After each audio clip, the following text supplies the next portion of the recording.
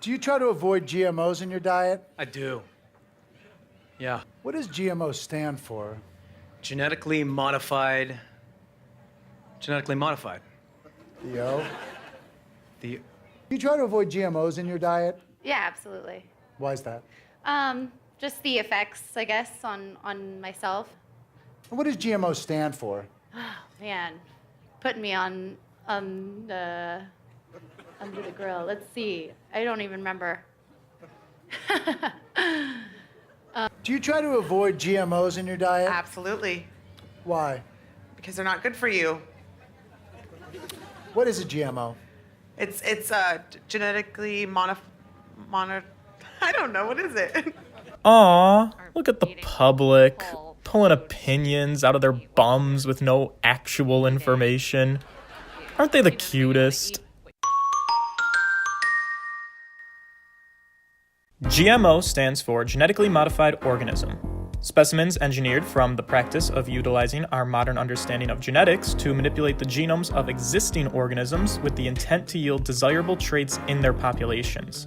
GMOs are a relatively hot topic or controversial issue in regards to public perception and discourse surrounding human diet and nutrition, as these genetically modified organisms are typically crops that are either harvested to be eaten by humans directly or by animals that will then be eaten by humans.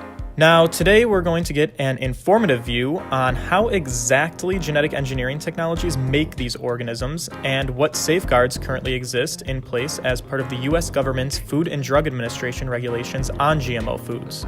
But we can also use the science of GMO foods as a springboard into a much deeper conversation about what's actually going on in the US political climate that may be influencing our very own perceptions of the world. After all, love 'em or hate 'em, it's no secret that our current president, the Don, is a very polarizing political leader who has ignited very strong emotions from both his supporters and his opposition. These emotions and unapologetic support or hate for an individual can bias the public's opinion of the actual issues that are being addressed. While many issues like same-sex marriage, tax reform, and immigration policies have been discussed to death, GMO remains a topic that a large portion of the American public only has a very primitive surface level of exposure to. And what's really interesting is that a random sampling poll conducted by ABC News found that Republicans are roughly split 50-50 in their skepticism and fear of GMO foods, while Democrats actually showed a slightly higher tendency of skepticism to the safety of GMO foods, despite FDA and scientist-made safety claims. This is an intriguing reversal of tradition, as typically conservative-leaning individuals are more likely to disregard scientific consensus and authority on particular topics like climate change and evolution. But because GMO foods don't necessarily have a dominant opinion that is shared by one political party, party bias and identity may be less influencing factors in public perception. Genetic engineering specifically refers to the intentionally direct manipulation of an organism's genome or genetic output driven by humans. But it's worth noting that there isn't really any one singular scientific technique to making this happen. Science tools for genome manipulation range from the use of bacterial vectors to literal gene guns, and newer methods are constantly being refined over time. Bacterial vectors are utilized in what we refer to as the agrobacterium method of gene manipulation. Agrobacterium tumefaciens is a bacterial species that causes crown gall disease, a disorder characterized by the development of growths called galls on the plants. This disease is triggered by the transfer of a tumor-inducing DNA plasmid from the bacteria to the host plant's genome, where it will trigger rapid cell division and tumor formation. In the 1980s, scientists first began genetically manipulating these bacterial plasmids and converting them into vectors, vehicles for DNA transmission. By utilizing restriction endonuclease enzymes and DNA ligase enzymes, the researchers demonstrated the ability to cut out the tumor-inducing genes of the bacterial plasmid and paste in new DNA sequences for genes of interest. Then, they would let the bacteria pick up the genetically engineered vectors and subsequently let the bacteria infect the plant, transferring the target genes to their intended host.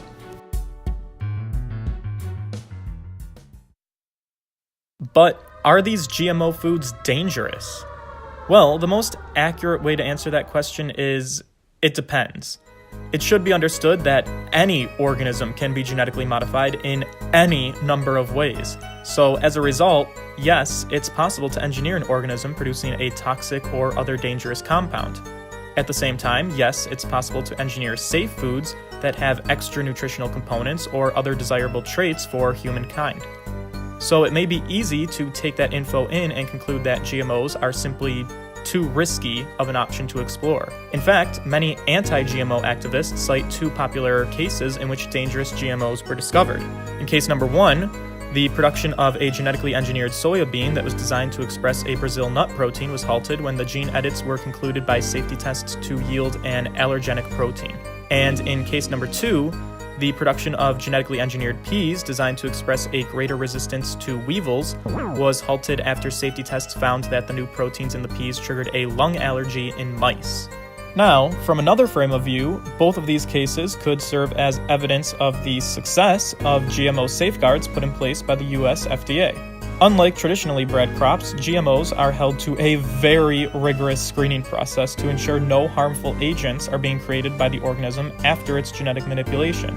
And because of this screening process, the harmful agents in these examples were detected and the products were discontinued before they would ever come close to hitting the market. For FDA approval, genetically engineered plant developers must go through a consultation phase where the required safety assessments are shared with the FDA that screen for new toxins, allergens, or other harmful agents that may have been inadvertently produced in the new plant. Once the safety assessments have been addressed and the data supports the conclusion that the food is as safe for human consumption as its conventionally bred counterpart, the FDA posts the relevant information and documentation online to their biotechnology consultations on food from genetically engineered plant varieties section of their website for anyone to have public and open access to. Now, this process is no short joke.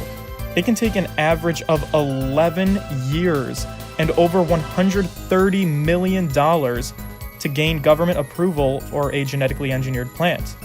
Certainly far too costly of a process for any of these smaller agritech companies to stand up against.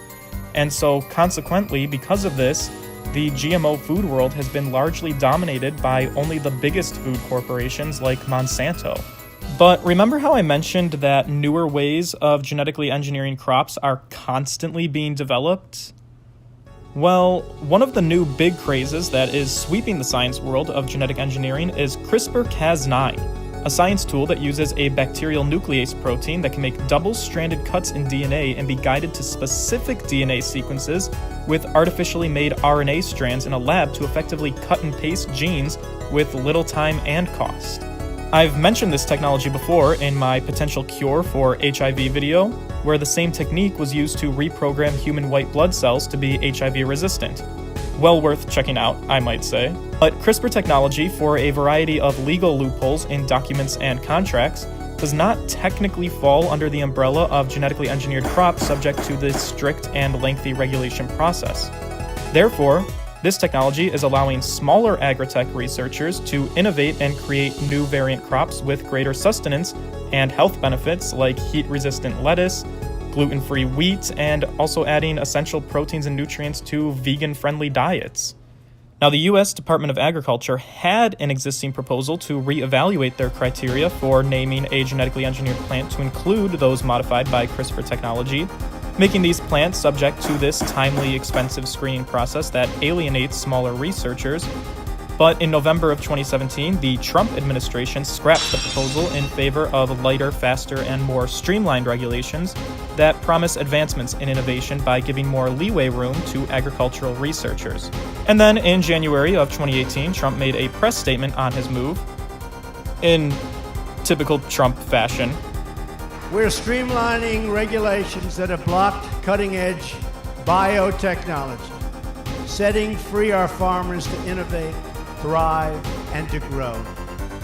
Oh, are you happy you voted for me? You are so lucky that I gave you that privilege. I bring this topic up because genetic manipulation of crops is a very complex subject. Certainly too complex to formulate an opinion by simply being pro or anti-Trump. Regulation, safety, and innovation are all vital components to ethical scientific advancement.